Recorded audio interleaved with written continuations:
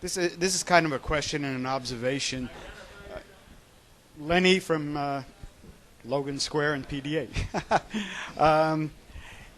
It seems to me at the bottom of this, the people against single payer say that it's passion, it's naivety, and we have the path to at least getting something done.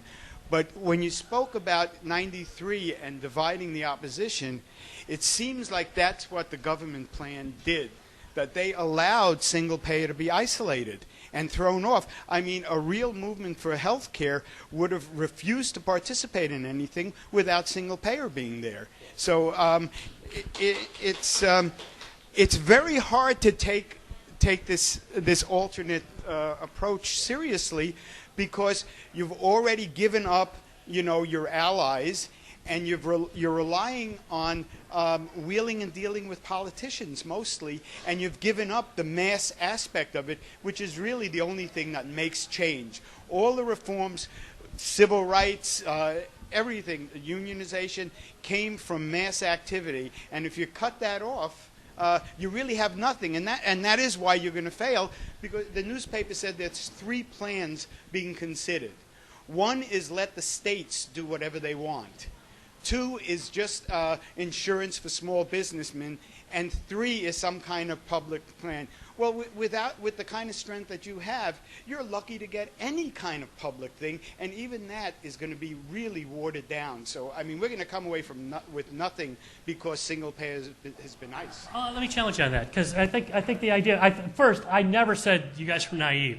Far from it. You guys are passionate. I think passionate. Well, no, it's not a code word. If you want code words, you're talking to the wrong guy. I'm not going to play you with code words. I'm going to tell you what the fuck's going on. So when we talk about being thrown off the bus or pushed to the side, you guys weren't pushed to the side. Power is taken. It's never given, right? When you talk about civil rights, when you talk about taking over the buses, when you talk about anything that's happened in social justice or community organizing in this past century, it's about taking power. No one's there to set you at the table. You either set the table or you're eaten. And that's it.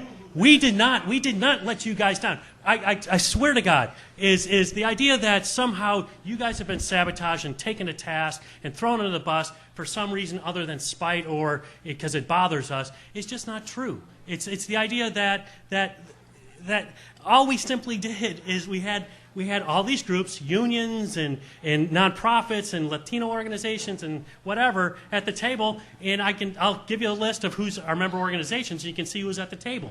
These were folks from across the spectrum. This wasn't an ideological fringe that decided to do something, or this wasn't the business community that decided, well, let's create this nonprofit front to protect our profits. This was just simply a bunch of organizations with strategic experience coming together and deciding what they wanted to fight for and what was winnable. And I don't think we sold anybody out. I don't think we're watering things down. I don't think we're going to end up with nothing.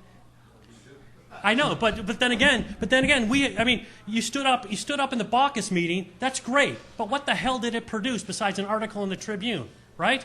So what's next? What the hell is next? When you stood outside our action on the 18th and you protested, that was great. But when in the next day in the articles you say that Schakowsky has sold you out and she's terrible and we're lying, that does nothing. Right? It's what's strategic. Go ahead.